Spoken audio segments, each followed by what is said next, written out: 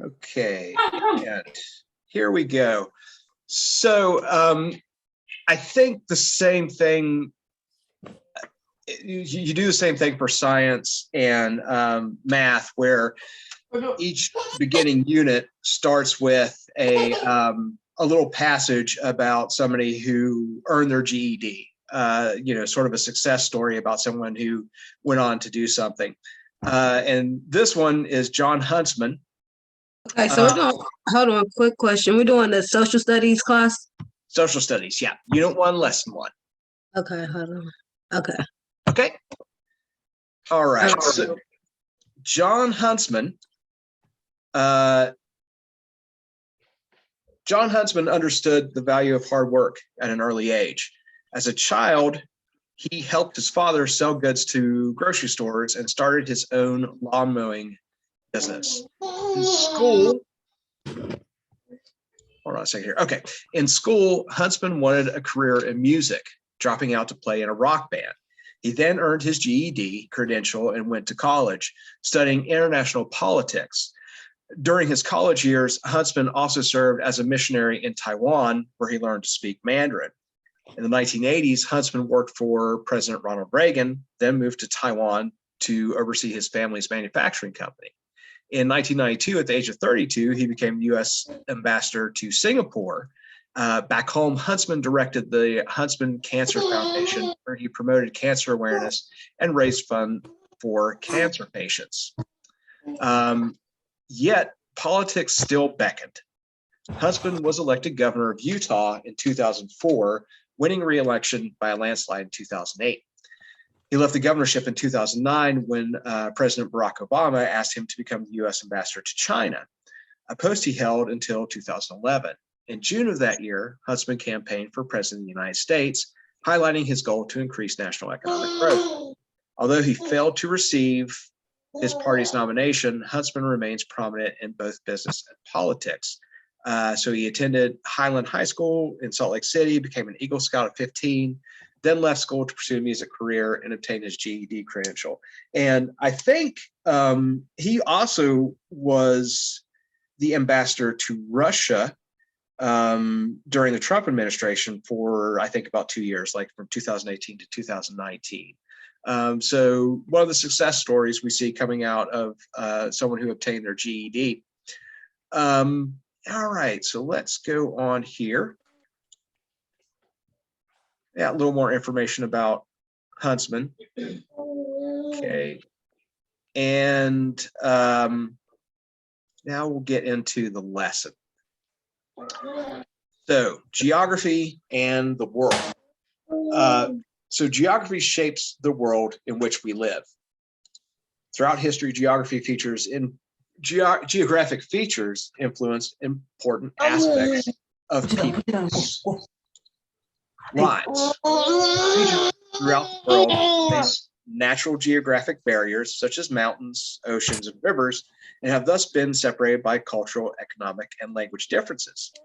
The world today, however, is becoming a smaller place due to technologies such as various forms of satellite and wireless communications, thereby enabling people to bridge geographic barriers and study and experience other cultures. Geography plays a major role in discovering your place in today's ever-changing world. And you may have heard that phrase before, the world's getting smaller. We're constantly linking ourselves to the rest of the world, through a lot of it through the internet, right? Through the way we share information, and technology has helped make the world smaller, where we can communicate with people around the world instantaneously, and share ideas, data, culture, all of that, making our world, as they say, smaller. So the importance of geography and the world around you also extends to the GED social studies test. Making up 15% of all questions. As with other areas of the GED test, questions about geography and the world will test your ability to read, analyze, and interpret various types of maps and to answer questions about them.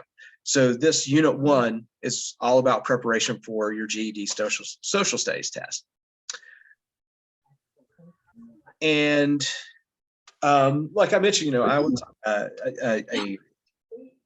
double major in geography and social studies.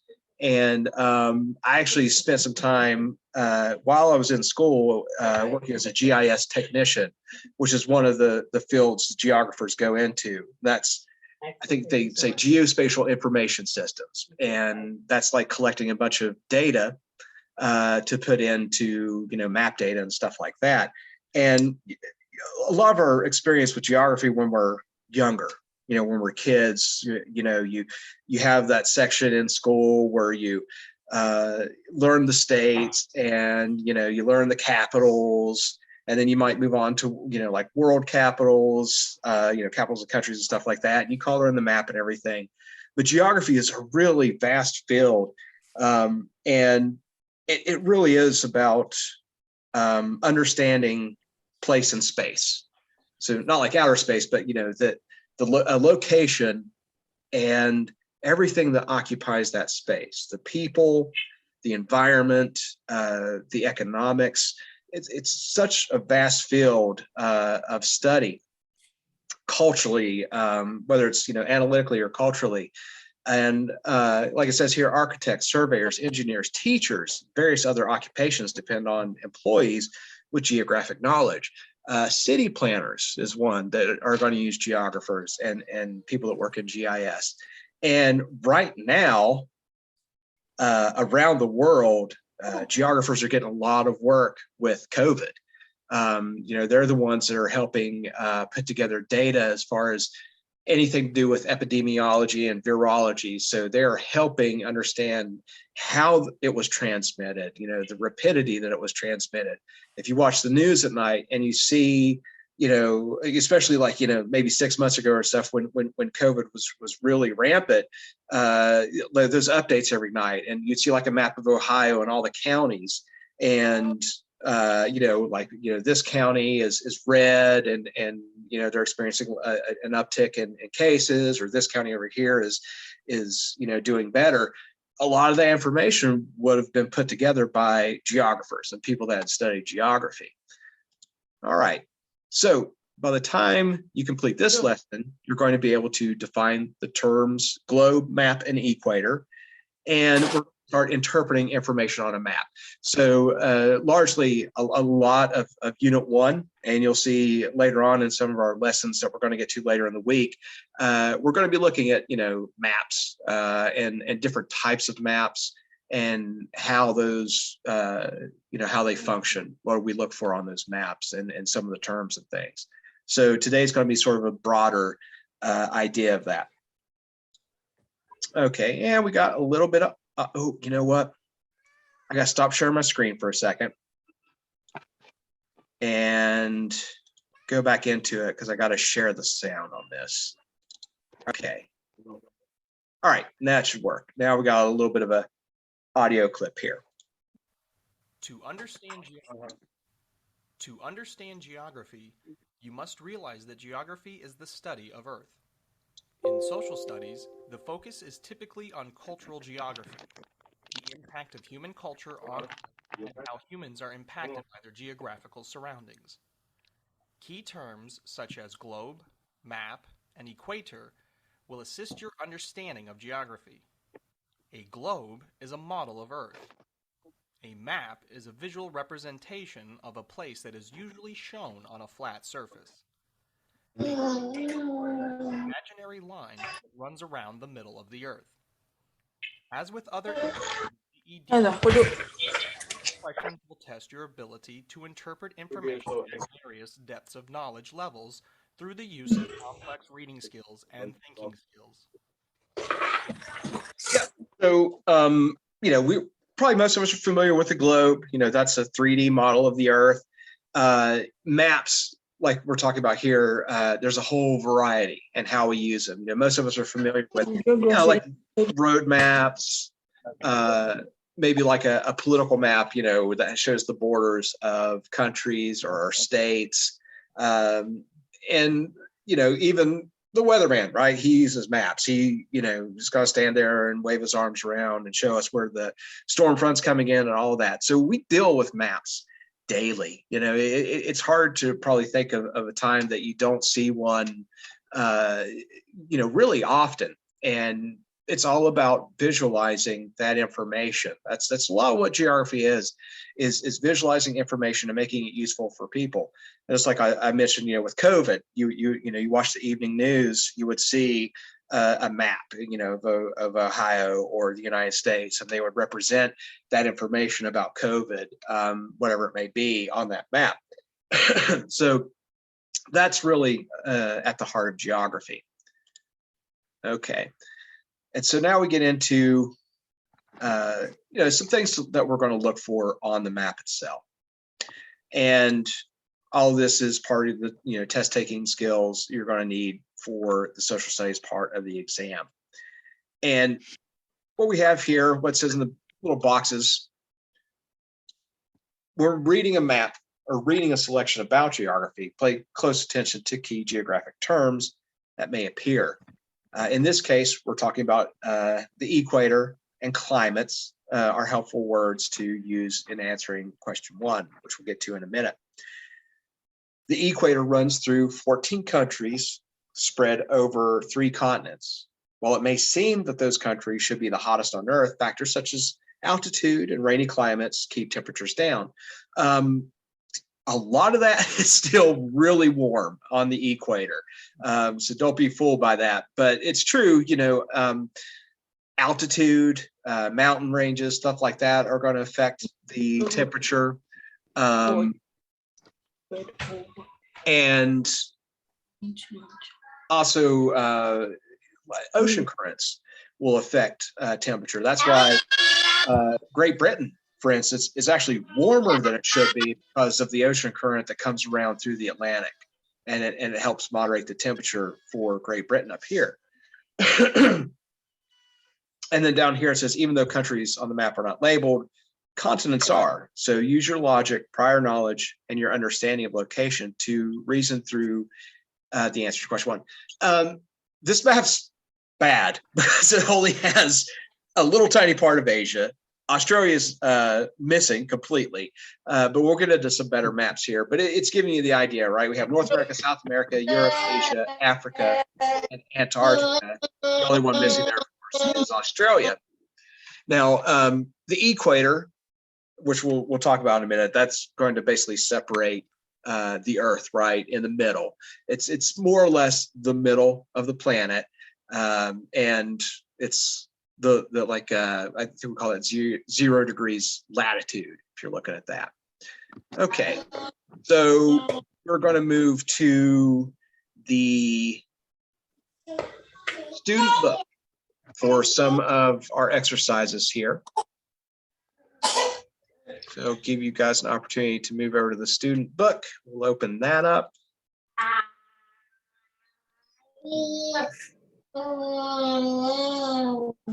And that's what we have here. Oh, started me way down at the bottom. Okay, here we go. So like I said before, the equator runs through 13 countries spread over 3 continents. And while it seems the countries should be at the hottest, like it said, factors like altitude, rainy climates, ocean currents, all this stuff can affect those temperatures. In our little box here, using logic, so it says find the equator at the map and then locate the continents that it crosses. Use logic and your knowledge of geography to eliminate countries that are not within those continents. So this is going to be part of our exercise now. We're going to start identifying, certain parts of the world and, place them either above or below the equator or on the equator. And here we go again with our little map. Down here, so it says, based on the text and map, which country lies on the equator? So our choices are A, Mexico, B, Brazil, C, Saudi Arabia, or D, Italy. I will go back up here to our little map. Anyone want to take a guess there? What country runs through or shares a space with the equator right here? I mean, way at the bottom. I'm all the way at the bottom. You might, I would for some say- reason, mine opened up way at the bottom, so you might need to scroll back up to the top. I would say D. Maybe Did you say B? D as in dog. Oh, Italy. Italy, right up here, right? There's say the little A. boot shape. Where did y'all? A, Mexico, up here. Wait, where am I? Oh, because So, I'm not in the right it's- spot. Let's see, it's B, Brazil. So right here in South America. And this Okay, big country yeah. right there is Brazil. See, the overwhelming amount of landmass on Earth, on our planet, is above the equator. So you can see that, right? All of North America, all of Europe, most of Asia, like 90-some% of Asia, and a good deal of Africa. So you have basically South America, Antarctica, part of Africa, and Australia that's in that southern hemisphere. And there's a term you might hear, sometimes if you watch the news, they call it the global south. Anything that falls underneath the equator there, south of the equator. And it's a lot of developing countries. Some of them have economic issues, and it's been an area that's kind of often overlooked, because the majority of the world's population lives above the equator, lives north of the equator. The majority of the landmass is up there, and some of these people kind of get forgotten about. So you hear some things sometimes about some movements in the global south or developments in the global south. That's often how they'll reference people that live in the southern hemisphere.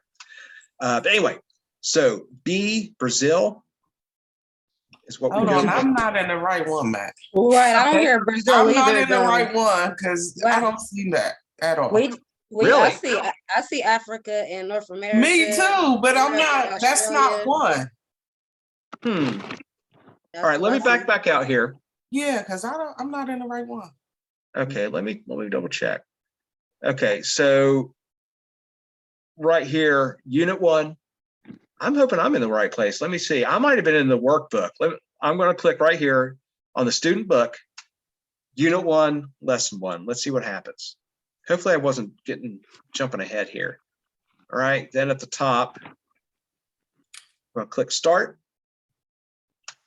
Okay, now I'm in the right one. I wasn't just in the right one. Okay, hold on. Okay, and for some reason, it jumped me way down at the All the way bottom. to the bottom. Yeah. do that to me So too. I'm scrolling back up, and Equator. yep, it's the question 1 is Okay. on. We're there. I'm there. We're good? Okay, all right. We want to make sure everybody's on the same page here.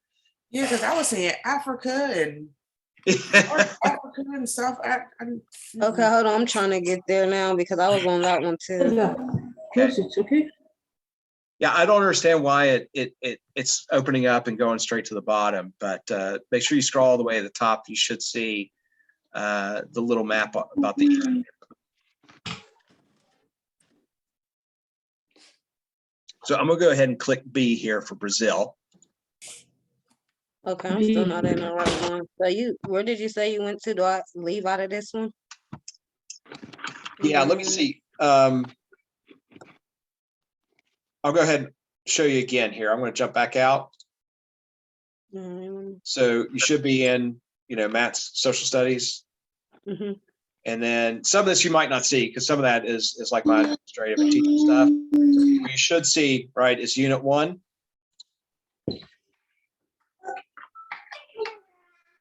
And we start off, we did understand geography. Mm-hmm. And now we're in student books. Unit 1, Lesson 1. Okay, hold on, I'm trying to. Okay, so we went. That's where I was at. Unit 1, Lesson 1. Understand geography. And you said the workbook one. Student book. Student. Yeah. Now, it's possible if you run into a situation, we run into this from time to time where we don't have, you might be missing a unit or a lesson. So double check to make sure, basically for every lesson, you should have lesson 1, that's like a student book, lesson 1 student book quiz, which we're doing right now, and then a workbook. For every lesson, there should be basically three pieces of information there, 3 things that you can click on. I accidentally got Okay, I'm there knocked now. out. Okay, so back into it. Unit 1, lesson 1, student book quiz. Okay, Did we answer any of the questions? Because I got knocked out. I'm so sorry. we just started. That's with question 1 there. It was the answer Brazil because that's the answer that I got. Yeah, it's Brazil. B, Brazil. Okay, right. Okay. Okay. All right. So we're going to move on now. Okay. So now we have these little, like it'll be a few passages where we have some information, typically about a country, and there's going to be a little map down here where we get to click on hotspots. And it's going to be based on the information that we read up here. This is the type of stuff that you'll wind up seeing in the test a lot, because there's a lot of reading in the social studies test. All right, so I'll go ahead and read through here. We'll answer some more questions. So Ecuador is located along the equator on the western coast of South America. And actually, I'm going to go right back up here to the map here, and we're going to see if I've got my drawing tools here. Where's my drawing tools? Here we go. See if this works. Ecuador, right there, this little fella. Right on the equator. Okay, so going back down. Oh, don't mean my arrow anymore. Why is that still there? Clear. All right, there we go. Okay, so Ecuador is located along the equator on the western coast of South America. The country took its name from the equator. And you can pretty much see that. In area, Ecuador is somewhat smaller than the state of Nevada in the United States. Ecuador has 4 distinct geographic regions. This is really important. All of our questions are going to basically concern these 4 geographic regions. So we have the Costa, the Sierra, the Oriente, and the Galapagos Islands. The Costa lies between the 2,237 kilometer long coast and the Andes Mountains. The terrain of the Costa is primarily flat and fertile with tropical temperatures. The Sierra includes the cooler highlands of the Andes Mountains. The region enriches Ecuador with productive farmland, although the world's highest active volcano, Cotopaxi, is located here. The flat and rolling eastern region of the country is the Oriente. The Oriente region enjoys a tropical climate and includes part of the Amazon rainforest and holds rich deposits of oil. The Galapagos Islands lie almost 100 meters off the coast of Ecuador. These volcanic islands are home to spectacular species of birds, plants, and reptiles. I'm going to insert something right there. So if you are familiar with Charles Darwin and the theory of evolution, that's where he did the research to come up with that theory. It was on the Galapagos Islands. A lot of it was him observing birds and I think some insects and things like that. And that's where he gathered a lot of data and then finally, put that into the theory of evolution. So a lot of his writings and stuff, he references the Galapagos Islands. But anyways, back to our paragraph. Most of the population of Ecuador lives in the Costa and Sierra regions. Many people migrated to the Costa region in the 1950s when banana production increased in that area. The Sierra experienced a similar population boom when oil was discovered in that region in the 1970s. The exotic animals and plants and ancient volcanoes on the Galapagos Islands provide Ecuador's economy with a popular tourist destination.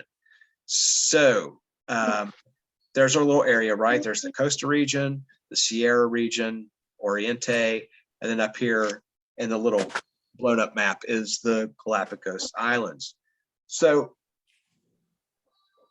our first question here, which of Ecuador's geographic regions, the Costa, Sierra, Oriente, or Galapagos Islands, enjoy an ocean border? So our job here is to basically click on the correct hotspot, and those little yellow bars there are our hotspots. So if we look back, right, we can already tell, right, what is a coastline here, right? Blue is always water on a map. So we see right here the coastline, and Costa, that's another hint for you, right? Because that sounds coastal. So the Costa region, but you also have to remember the Galapagos Islands, right? They're also going to have a coast. So Galapagos and Costa will be our answer for this question here. So you can click on those two spots and we can hit submit, and they should turn green for you. Hit where? Right here, if you click there, equator, or I'm sorry, it's Galapagos Islands and the Costa region, and those little bars pop up. You see, like we have right here. Once that little bar pops up and you click on it, and down below you have a little submit button, so you can go ahead and hit submit, and it should shade those green for you to show you have the right answer. These are pretty easy. Some of the later ones, it'll be like, click these 12 areas, and it gets a little confusing, but these are a little simpler. Okay, it's the same thing. We have the same passage here, and we're gonna have another question about Ecuador. So I'm gonna scroll down. Okay, and the question's right at the top there. I'm gonna try to screen up a little bit more. So people often live in areas or regions that feature a variety of employment options. In which region or regions do most of Ecuador's population live? So we're going to choose a few of the hotspots here. We're going to, a couple of these should be the right answer. This is one of those situations where you might want to reference the paragraph again, because it mentioned Costa Rica. Mm-hmm. And then it was like Sierra region. There, yeah, very good. Yep, those are the two, Costa and Sierra. A lot of times in the test, we have a lot of non-native English speakers that study with us and take the test. And sometimes they run into trouble with reading because, sometimes it's their second or third language. And so processing a lot of information in a little bit of time, because, your social studies test is all time compressed. So I've always told them, read through it. Don't try to memorize everything in, these whatever passage that you're, it's 3 or 4 paragraphs. What you want to try to do is just kind of locate the information. So we saw, okay, there's a couple places they talked about where they mentioned this information, and we can go back and look for it later after we kind of speed read through it. And like it said, it was, right here, most of the population of Ecuador lives in the Costa and Sierra regions. The Sierra experienced a similar population boom when oil was discovered, right? So we know that there's jobs there, and then also in the Sierra. So Costa and Sierra will be our answer. I'll submit that. We'll see that turn green. And I think we've got 3 more questions on Ecuador here. Okay, same passage.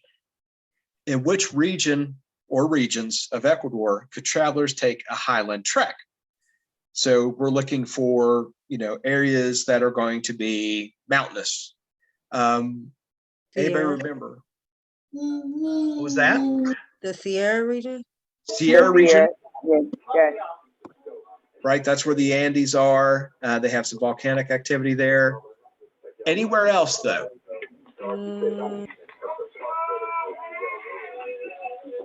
This one's a little tricky because they mentioned like the Andes and everything, but also in the Galapagos Islands. Right. So the Galapagos Islands will also have some highlands because they also have volcanoes there. So that's the two they're looking for. Galapagos and the Sierra region is where you can take a highland trek, which is where you actually get, above sea level in Ecuador. Because the Oriente region goes back flat and has a lot of farmland. Costa region, of course, is coastal, so it's down at sea level. And then Galapagos and Sierra are going to have some a little bit of a higher elevation. All right, we'll submit that.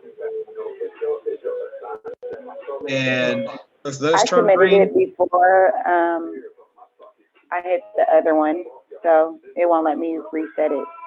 okay, don't worry about it. That'll happen from time to time. Go ahead and submit it. You might get a wrong answer there, but that's, no worries. That'll happen from time to time. I think you could actually go back after you've finished the test. If you would want to retake it for practice, you can do that. And that's a good time to mention also that we post these videos, right? So that's why I'm recording after we're finished. And I think Rachel may have mentioned, Google Classroom and everything. I will post the video sometime later this evening. And you can go back, like if you have to miss a class, which we mentioned, something like that, you'll have this lesson available for you. You can go back and look at the lesson and get the answers. All right. Okay. Okay.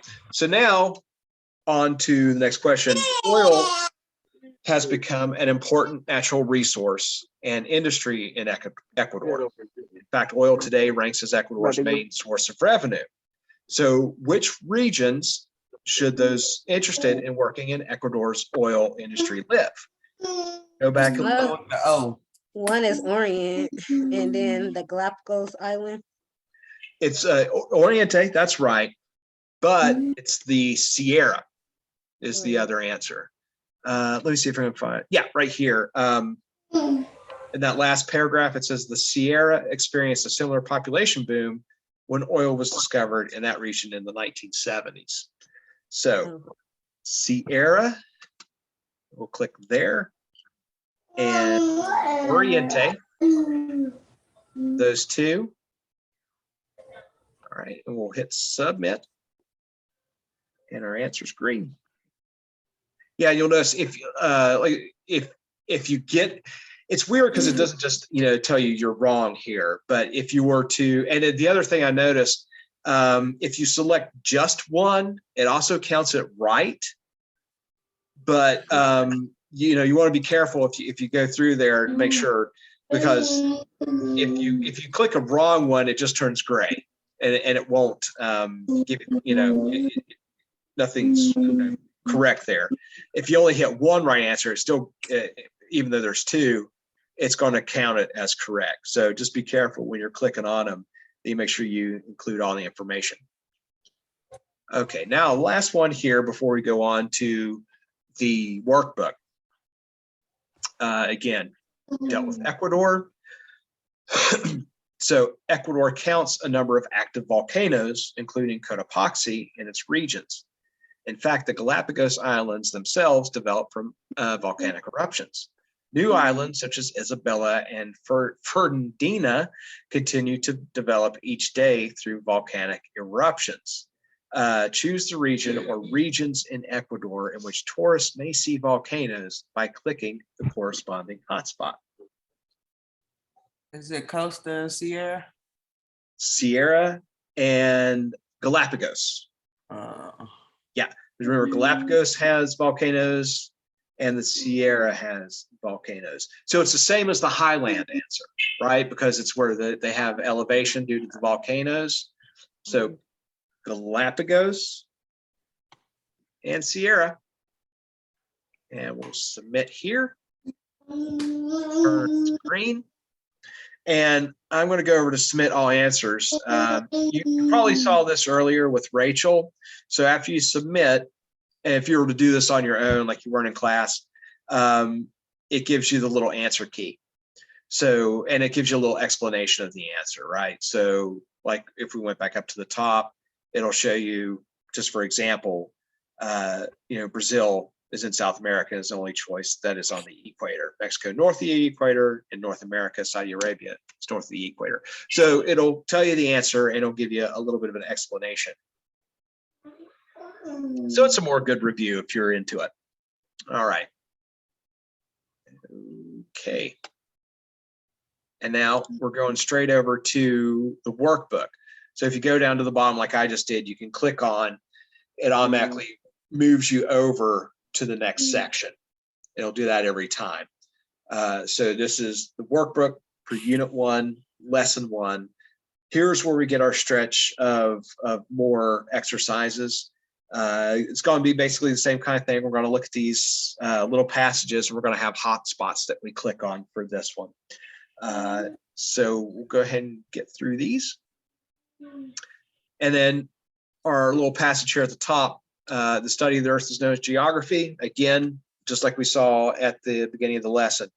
So, you know, the importance of learning how to read a map is really important to understanding geography, because that's how a lot of the information in geography is going to be displayed, through the use of a map or a globe.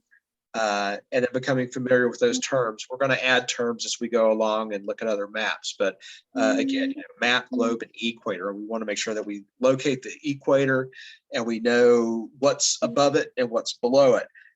Like we, said, most of that Earth's landmass, most of the Earth's population is north of the equator. It's above the equator. That's something just to, as you're moving along through the course, it'll help you understand some other ideas that we get into. Primary types of maps: physical maps, political maps, and special purpose maps. So physical maps, they'll a lot of times represent formations and stuff like that, elevations. Political maps typically are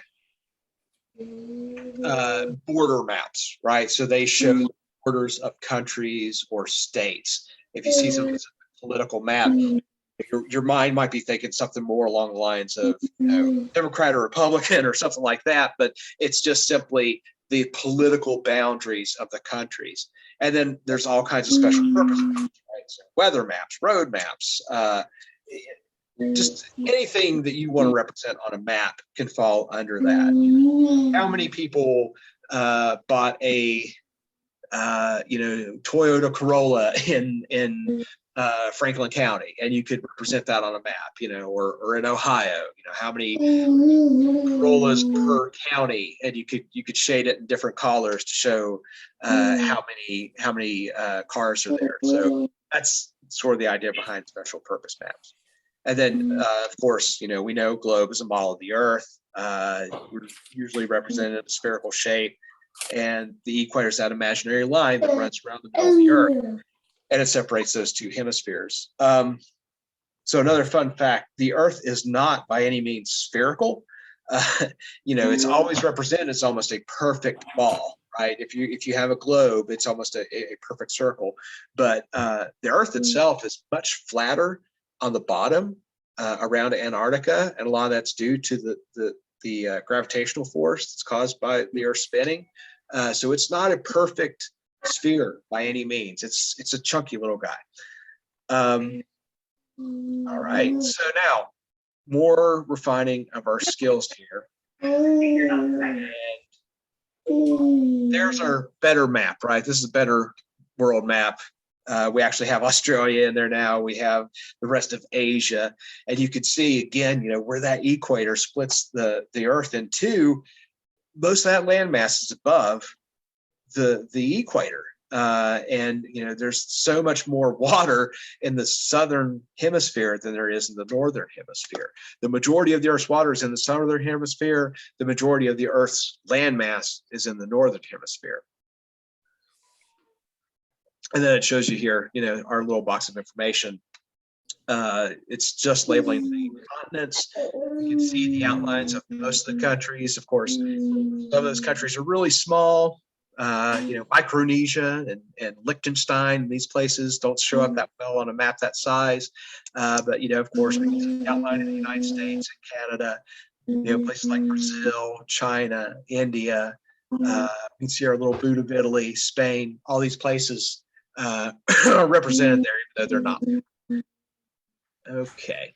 And we're going to start into the workbook now. So this is our large section of exercises.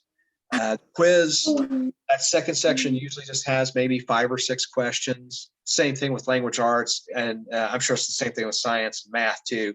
It kind of gets you warmed up. And then the workbook itself is where we really get a lot more exercises. It did it again. It started me way down here at the bottom. It didn't be the same way. So make sure you scroll all the way back up to the top after you click into the workbook. Okay. And let's take a look here. And another test taking tip, you'll see these on every unit, on every lesson. So here it says, the earth is round, and it's difficult to show that on a flat map. So different map projections are used. Some projections distort the shapes of continents as well as distance and scale to make the map appear balanced. And, just like it says, it's a perfect word for that, because it's basically you are projecting a 3D object onto a 2D surface. And whenever you do that, right, it's going to distort something. And with maps, it's going to change the shape sometimes. It changes the size sometimes. There was a lot of talk a few years ago about what's called the Mercator projection. And the Mercator projection is a type of map that was created in the 1500s. That's how old this thing is, by a guy, I think he was like Flemish or something. His name was Gerardus Mercator. But it's the most common map you'll ever see. And it's so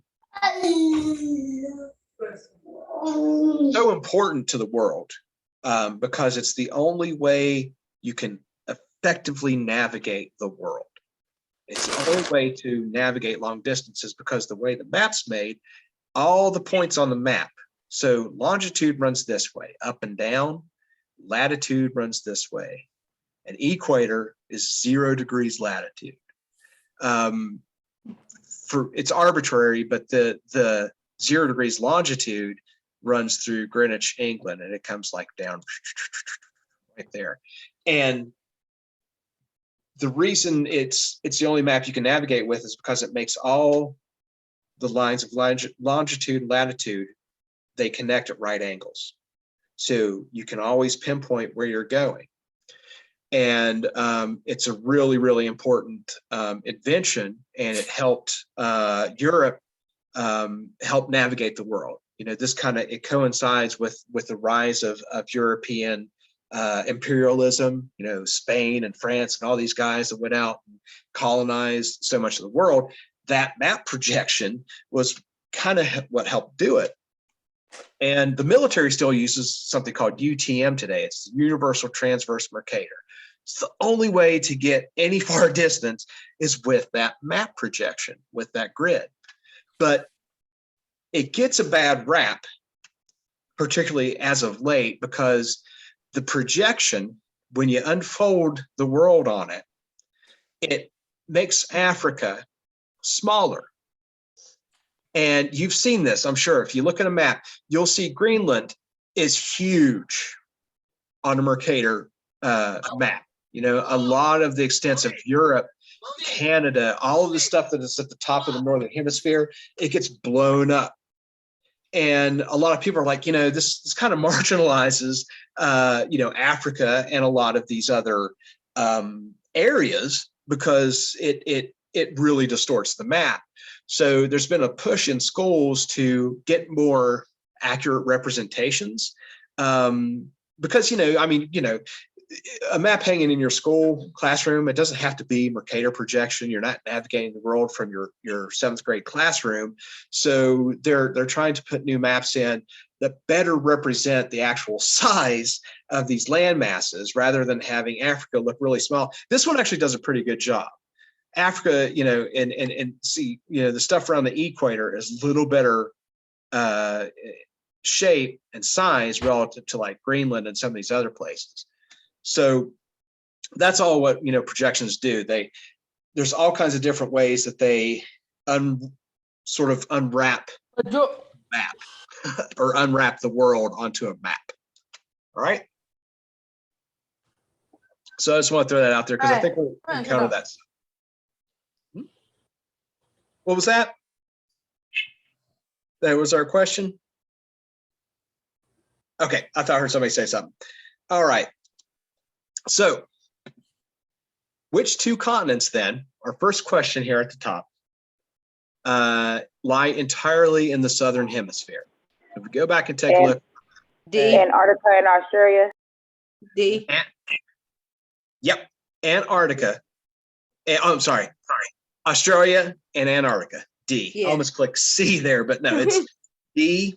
Our 2A, that's another, well, no, there's three because there's Asia, but Australia and Antarctica, the only two That's under there. That's continents. Yep, everything else intersects it or is above it. So there's the only two that are completely, and only one's really inhabitable, right? And only parts of Australia is inhabitable. Antarctica, of course, is super cold and it's really dry. It doesn't get a whole lot of snow there, even though it's covered in ice. And of course, Australia also really dry. There's a lot of people on the coast. You get some people on the inside of Australia, but there's a lot of places where it's just too dry and there's just nothing will grow there. So there's not a huge population in Australia. Not to mention, it seems like every wild animal in Australia wants to kill you. They got all those crazy venomous snakes and everything. So I don't know. It'd be a nice place to visit, but I don't think I'd want to live there. All right. So how many continents then lie in both the northern and southern hemispheres? We talked about this. Two. We know for sure there's two, right? South America and Three Africa. of them, three. In Asia, parts of Asia is that in both two. Parts of Asia, yeah. You got to be careful here, right? Because even though a lot of this is not part of the main landmass of Asia, Indonesia and some of these other island countries down here are considered part of Asia. That's something else about geography too. When it comes to culturally thinking of places, Japan, for instance, is an Asian country, even though it's an island country. Same thing with Great Britain. They'll tell you they're not part of Europe, but when we think of Europe, we tend to include Britain, Scotland, the British Isles as part of Europe. Culturally they're part of it, and the people, ethnically, culturally, most of the time they're going to be associated with those larger land masses. So yeah, question 2, the answer is B. We have 3 there. Okay, now the equator runs through 14 different countries. It is located geographically the same distance from the North Pole and the South Pole, right? So it splits the Earth in two. The equator divides Earth into the northern and southern hemisphere, which we already mentioned. Which continent has the most landmass located in the southern hemisphere? So we're going to hover over the map. We got another hot spot here. So of course, they don't even put Australia on here. Right, South America. For this answer right here, we can click South America. Here's something else that's fun about South America. We tend to think of it being underneath North America, but the most of the South American landmass is east of the east coast of the United States. And it was actually, that's why we saw a lot of colonies in South America developed before North America, because it was actually just as easy. This distance is just the same to get to as over here. So a lot of your early colonies from and a lot of the settlements from Portugal and Spain wound up in South America instead of North America. because it was just as easy. It's just as close or closer. So yeah, South America for that. And on to number 3. So the equator runs through 14, like we know, like same information there. Our question this time: which country is located north of the equator? Chile, Egypt, Madagascar, or South Africa?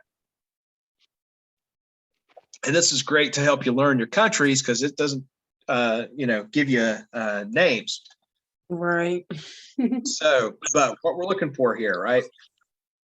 Which country is located north of the equator?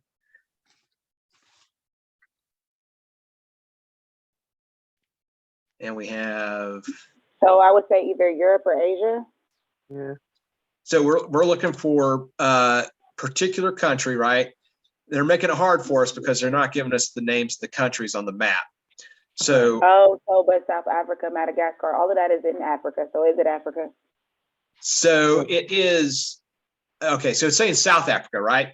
So our choices are Chile, Egypt, Madagascar, or South Africa. Which one of those is north of the equator? So I'll go through it here. We'll see. Madagascar is over here. That's this little guy here off the coast of Africa. Right. Chile is this guy, this little sliver of a country that runs up, and I'm going to keep getting into that hotspot if I get too close. So that's Chile there. And what was our other one? South Africa. Boom. That's down here. And that leaves Egypt. So yeah. Egypt is the only one that's above the equator in this case. And Egypt is right here. So we'll click on this hotspot. Right. There's Egypt and right, the Mediterranean Sea. So Egypt is the correct answer there. So you click on that African hotspot, and that'll be the correct answer. And submit. Where's that located at?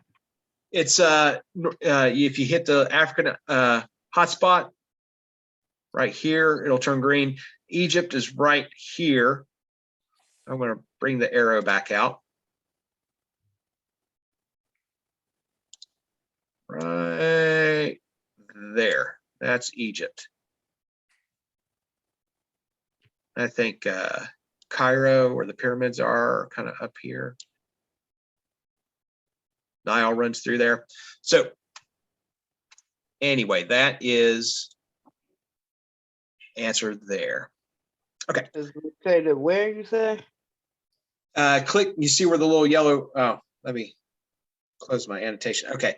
You see how the little yellow boxes pop up? Uh-huh. Okay, if you scroll over right onto the northern side of Africa, that should light up as yellow. And then you click on the yellow right there. Okay. And then you can hit submit.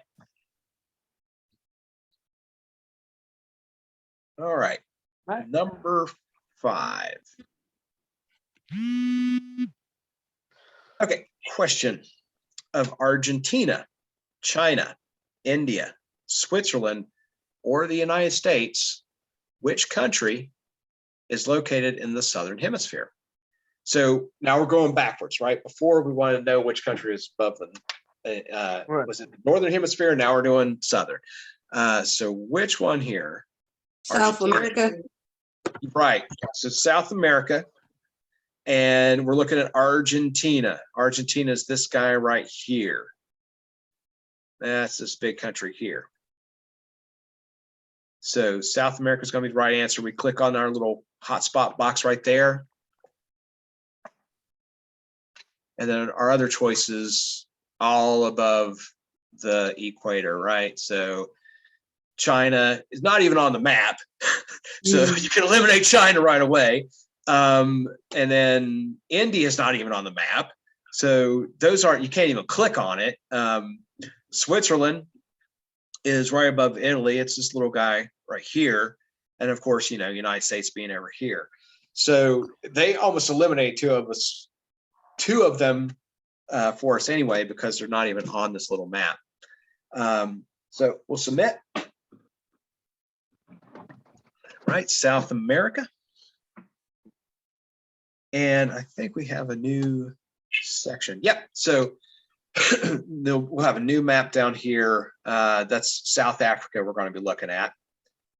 And this will get some, probably get some more multiple answers to this. So I'll read through here. South Africa has a population of approximately 49 million people. The country is home to several national parks, including Kruger National Park in the Limpopo, and oh boy, here's a word for me to butcher, Mpumalanga province. I'm gonna go with Mpumalanga. Sounds about right. Yeah, I mean, I don't know, is the M silent? We're gonna say the M silent. Mpumalanga, here we go. So mining in the interior plateau, which yields gold, diamonds, and coal, has sustained the economy of South Africa for decades. In the 1800s, South Africa was a destination for British, Dutch, and German imperialist expansion. And I think largely at this point, a lot of your descendants are German, like the language they speak there, like it's like Afrikaans or something, Afrikaans is derived from German. And here we go. There's our map. What was our question? Okay. Identify the provinces on the map where Kruger National Park is located by choosing the correct hotspots. And just read it, right? Kruger National Park in the Limpopo and Mpumalanga provinces. So we'll go down, look at our map. Limpopo is at the top. Mpumalanga is door. Those are our two. And we'll hit submit. Those should turn green. Yep. Limpopo and Mpumalanga. On to question 7. You said, what was it? Limpopo and Mpumalanga. So they're right there at the top of the map on the right-hand side. Okay. Okay. And more on South Africa. So which of South Africa's provinces border the Indian Ocean? So we're going to look down here. There's our Indian Eastern Cape. Eastern Cape. And the one with the K. Yeah, I think that's like KwaZulu Natal. We'll say we'll go with that. KwaZulu Natal. And maybe the Western Cape. Yeah, in this case, the Western Cape as well. So there's the 3: Western Cape, Eastern Cape, and KwaZulu Natal. And you know, when these places were colonized, when European settlers and traders and explorers first started sailing out into the Atlantic, like in the 1300s, that was the only way to get to Asia, was to go all the way around the Cape. You had to come all the way down around Africa before the Suez Canal was created. So it was a heck of a long journey.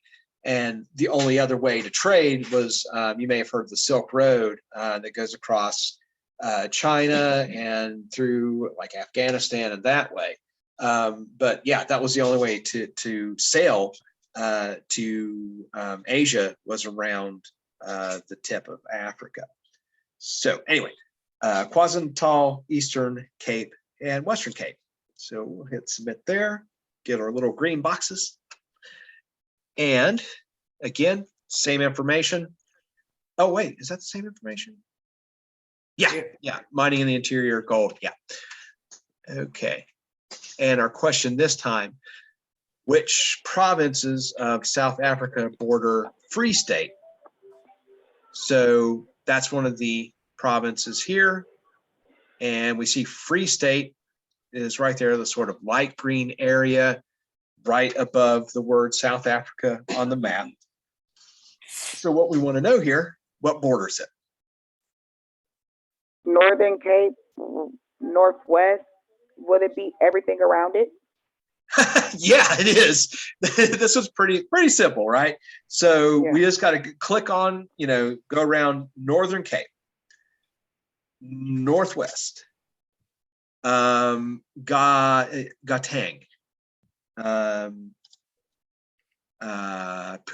Pumalonga, Gauteng. KwaZulu Natal. Okay, there's Pumalonga. It's up here. And Eastern Cape. And we have surrounded it, right? We got Northwest, Gauteng. Yeah, so that's everything around it. This, I'm not sure what this province is, why it's not labeled. I'm going to do a little research to find that out for myself. But anyway, that's all of them. Northern Cape, Eastern Cape, KwaZulu-Natal, Pumalonga, Gauteng, and Northwest. And I'll submit that. All green, we're good. And on to number 9. So, new set of data, and we got the United States here. So let me read this here. Oceans, rivers, and mountain ranges are natural geographic features. Such features might have aided or hindered the settlement of or transportation through what is now the United States by newcomers wishing to make their homes in this country. The country was populated from the outside in, meaning that the coastal areas were settled before the interior areas. Let me qualify this by saying the country was populated from Europeans because there are already people in the interior of the United States. But when it was colonized, when our European settlers started to move inland, right? They started at the coast. That's the 13 colonies were largely coastal. That became our first 13 states. And we'll probably talk about this later, like manifest destiny, this idea that it was God's will that the European settlers moved west, started settling west. But there's also settlements and colonies that the Spanish created in California and New Mexico and out that way. So it's like Los Angeles, right? Places like that. The reason they have Spanish names is because there was originally Spanish settlers there before our Anglo British colonists got there. But anyway, so we're looking at the which natural features here are located south and west of the United States. And what they're looking for. Is it one, Gulf of Mexico Boom, Gulf of Mexico. and the Pacific Ocean? And the Pacific Ocean. There you go. Yep. So that's the two land masses, bodies of water there. And then, of course, over here we have the Atlantic. And so we'll submit Pacific, Gulf of Mexico. All right, next question. So choose the hotspot that represents the mountain range that separates the East Coast from the Midwest. I think we're all familiar with this one, right? What mountain range separates the East Coast over here and the Midwest?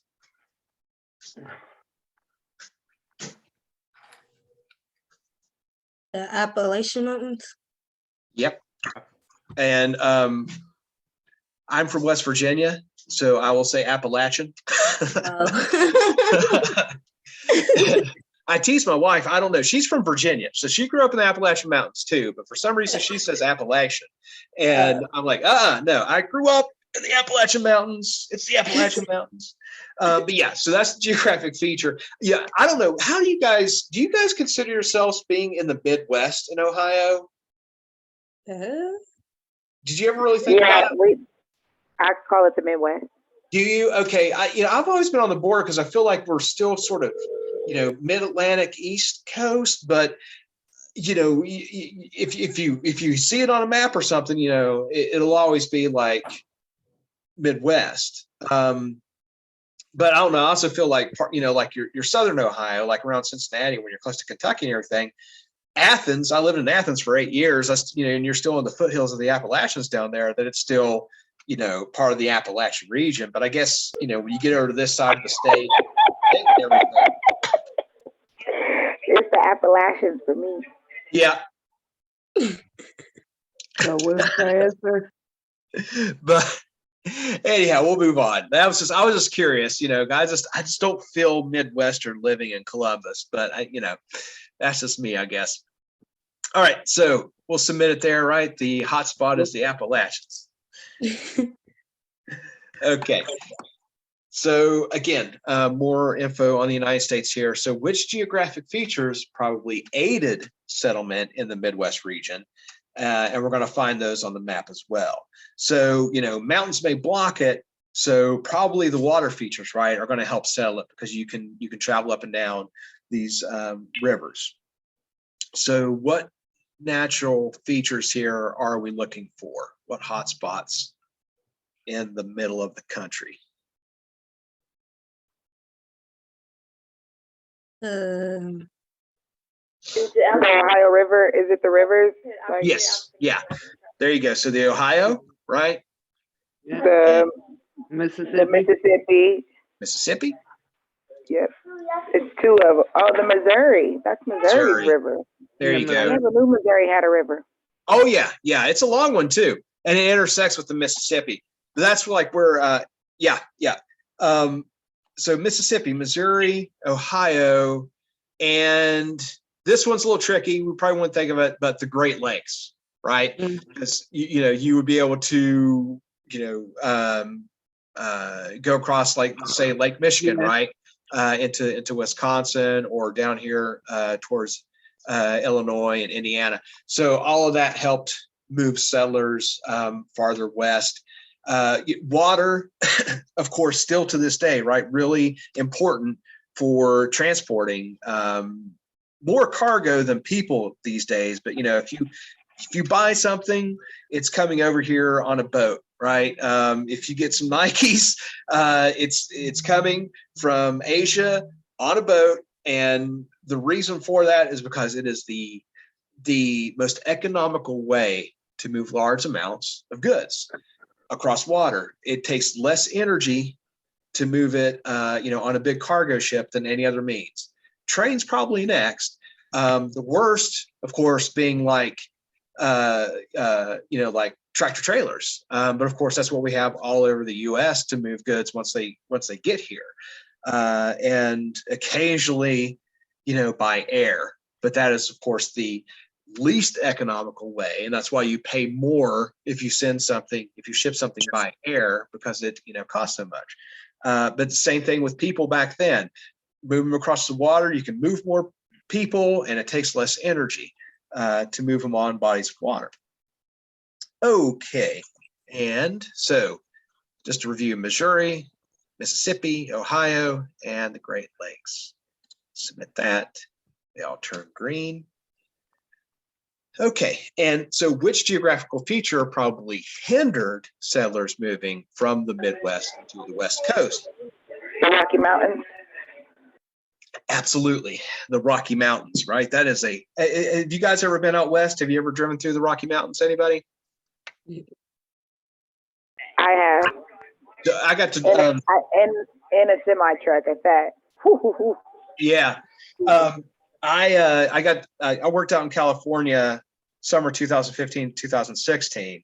So drove out both years and drove through the Rockies, and it's funny because, from here to Colorado, it's flat, right? I mean, there's very little, you run into a few hills and valleys here and there, but it's for the most part, windmills, cows, not a lot, it gets kind of boring on that drive. And then even into Denver, you don't get a lot of elevation, but then you get on the other side of Denver and all of a sudden you're like, holy crap, I am in the mountains. And it was the end of May and I get up, into the Rockies and of course it's snowing, there's a lot of snow, of course, still on the mountaintops and everything.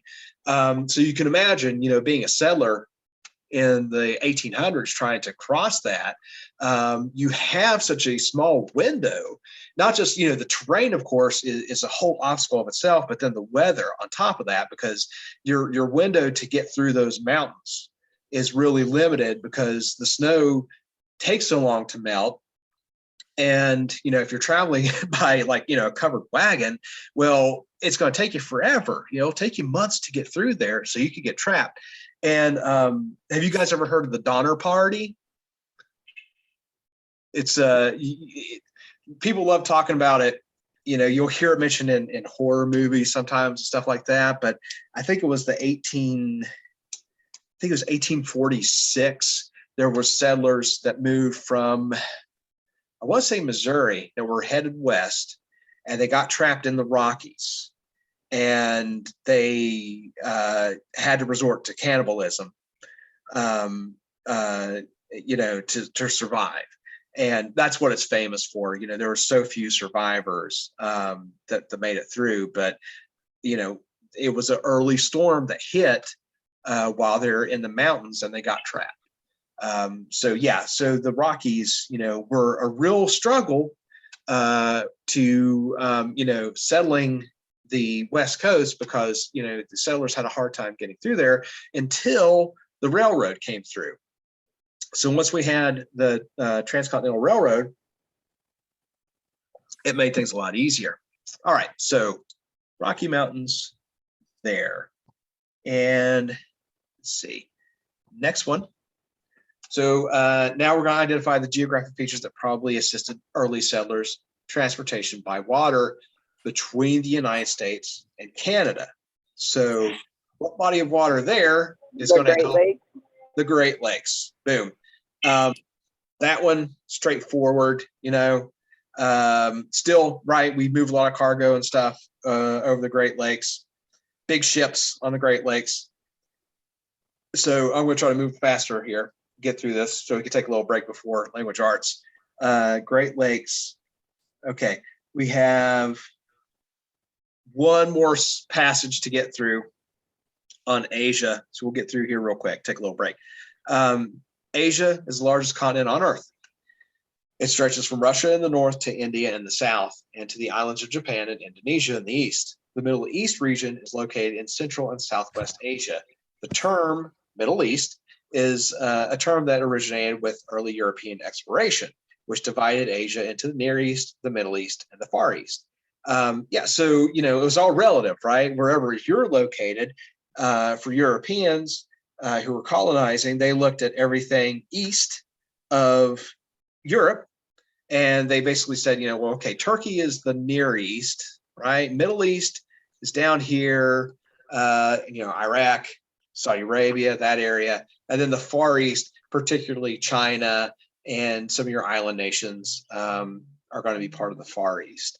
So it's asking us here, we want to click on the hotspots that represent the smallest country that lies on the Indian Ocean. So Lanka. This one's kind of Indonesia. It's Sri Lanka down here. Sri Lanka. That's what she said. That's what she said. Yeah. Sorry. But anyway, right. it's fine. Some of these questions I don't care much for because it's it's hard to look at all these countries and think, okay, what's the smallest one here? But Sri Lanka, and there's a little yellow hotspot box. We want to click on that, and we'll hit. Why didn't it turn green? I don't know why mine didn't turn green. Mine didn't turn green either. Okay, I'll tell you this now.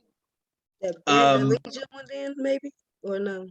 We run into problems sometimes where answers don't always, they don't get the correct answer. This is straight from the answer key. This is what I have as my answer, and I double checked it. So sometimes this happens where it gives you a wrong answer. It's just a glitch from the software, I guess, or they just didn't set it up right. So that's something else what we'll run into. We were talking about wrong answers and stuff earlier. Sometimes for no good reason, it's going to tell you it's a wrong answer. But trust me, Rachel and I go through this stuff pretty thoroughly. If we tell you that's the answer, then we've double checked on it. All right. So yeah, Sri Lanka. Okay. And 15. Oh, this one's a doozy. So on the basis of the map and the passage above, which country or countries are probably considered to be located in the Far East?